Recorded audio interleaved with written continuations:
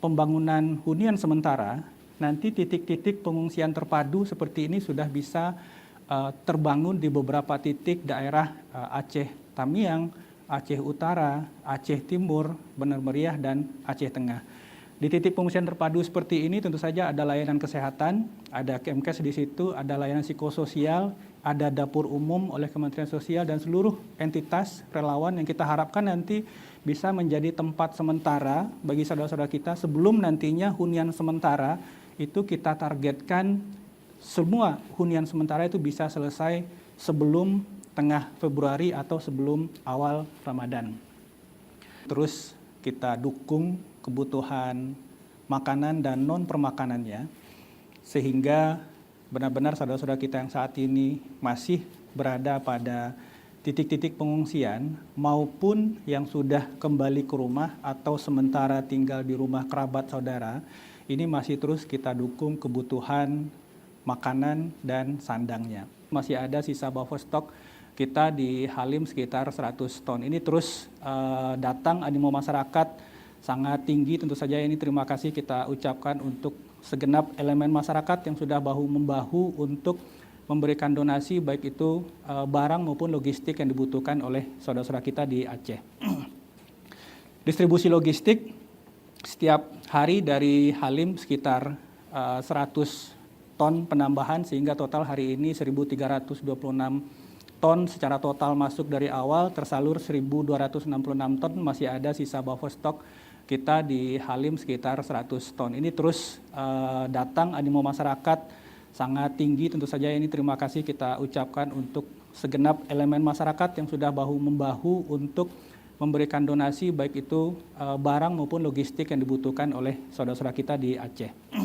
Ini terus kita dukung kebutuhan makanan dan non-permakanannya, sehingga benar-benar saudara-saudara kita yang saat ini masih berada pada titik-titik pengungsian maupun yang sudah kembali ke rumah atau sementara tinggal di rumah kerabat saudara, ini masih terus kita dukung kebutuhan makanan dan sandangnya.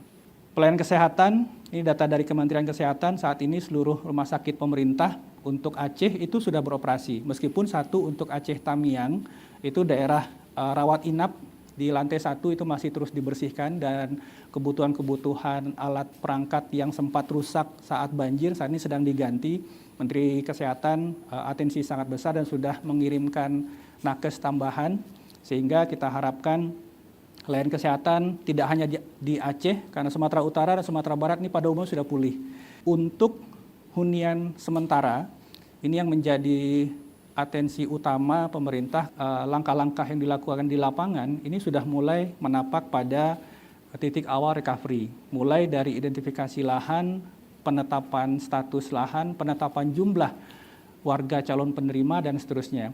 Untuk Aceh sudah berprogres di 5 kabupaten kota, Aceh Utara, Aceh Tengah, Benar Meriah, Pidi Jaya, Gayo Lues, dan Pidi. Sumut itu 3 kabupaten kota, sedangkan Sumbar 6 kabupaten kota, semuanya sudah mulai. Nanti di setiap huntara itu juga kita akan pastikan sarana air bersih itu terpenuhi. Tidak hanya di Sumatera Barat, Aceh dan Sumatera Utara kita juga membangun beberapa titik sumur bor yang nantinya bisa menjamin kebutuhan masyarakat. Aceh Tamiang misalnya kita sudah mencoba untuk mulai mengebor sekitar 27 titik sumur bor. Ini kerja bersama TNI, Polri, relawan, organisasi masyarakat, dan semua entitas yang terlibat di Aceh Tamiang, sehingga secara bertahap nanti ketika jaringan PDAM bisa bertahap dipulihkan, tetapi kebutuhan air bersih masyarakat itu bisa ditutup, dipenuhi dari sumur bor maupun truk tangki yang terus kita jalankan. Tidak hanya di Sumatera Barat, Aceh dan Sumatera Utara kita juga membangun beberapa titik sumur bor yang nantinya bisa menjamin kebutuhan masyarakat tidak hanya di lokasi hunian sementara dan hunian tetap nantinya, tetapi juga di titik-titik yang saat ini jaringan PDAM belum bisa dipulihkan. Di beberapa titik personil TNI Polri bekerja siang malam 18 jam bahkan sampai 20 jam. Ini dengan harapan bahwa proses-proses pemulihan, pembersihan kawasan ini bisa berjalan cepat, tidak hanya di titik-titik yang kita harapkan banyak debris saat ini, tetapi juga di pusat-pusat kota sehingga perlahan aktivitas ekonomi masyarakat bisa mulai berjalan. Pada periode menjelang Nataru, minggu ketiga Desember dan juga awal Januari, tentunya secara klimatologis ada peningkatan curah hujan, dan ini perlu kita waspadai karena menjelang mobilitas tinggi masyarakat pada saat periode Nataru.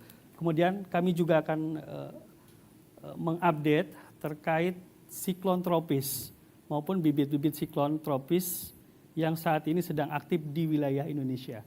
Siklon tropis Grand, ya ini merupakan perkembangan dari bibit siklon tropis 93S yang pada hari ini menjadi siklon tropis Grand.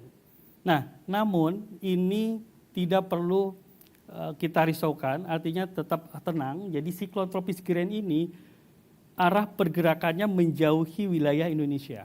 Jadi dampaknya tidak berpengaruh terhadap kondisi cuaca Indonesia ya. Kemudian bagaimana kita lihat kondisi cuaca di wilayah provinsi terdampak. Jadi dalam sepekan ke depan kami melihat alhamdulillah secara umum kondusif. Kalau dilihat di sini adalah warna hijau.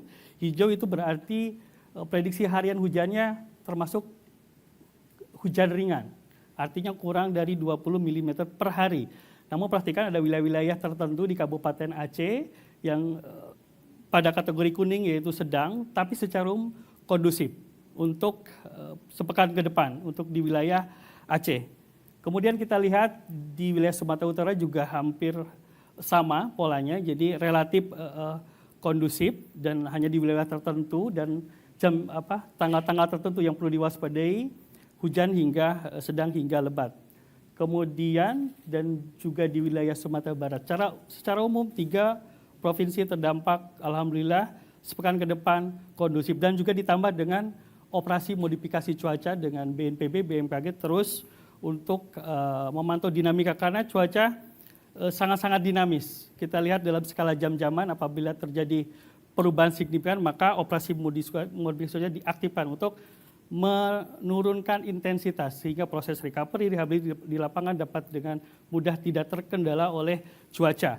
Pembersihan ini terus dilakukan. Ini yang di Aceh Tamiang, ini kita bekerja tidak hanya mengerahkan segenap personil, alat perangkat, tetapi juga mengoptimalkan waktu. Di beberapa titik personil TNI Polri bekerja siang malam 18 jam bahkan sampai 20 jam. Ini dengan harapan bahwa proses-proses pemulihan, pembersihan kawasan ini bisa berjalan cepat, tidak hanya di titik-titik yang kita harapkan banyak debris saat ini, tetapi juga di pusat-pusat kota sehingga perlahan aktivitas ekonomi masyarakat bisa mulai berjalan. Beberapa dari ruas jalan ini sudah bisa ditempuh dengan kendaraan roda 2, tapi tentu saja ini belum optimal. Kita akan mengejar seoptimal mungkin untuk bisa ditempuh dengan kendaraan roda 4 sebelum akhir Desember. Aceh Tengah, Benar Meriah, dan Gayo Lues. Salah satu jalur alternatif yang saat ini sedang dikerjakan adalah jalur dari Nagan Raya ke Aceh Tengah. Ini jalur lintas barat. Tinggal satu pengerjaan jembatan Kureng Betong yang saat ini sudah di posisi 70%. Kalau ini bisa selesai di akhir minggu ini, maka akses ke Aceh Tengah itu sudah bisa terbuka dari jalur timur.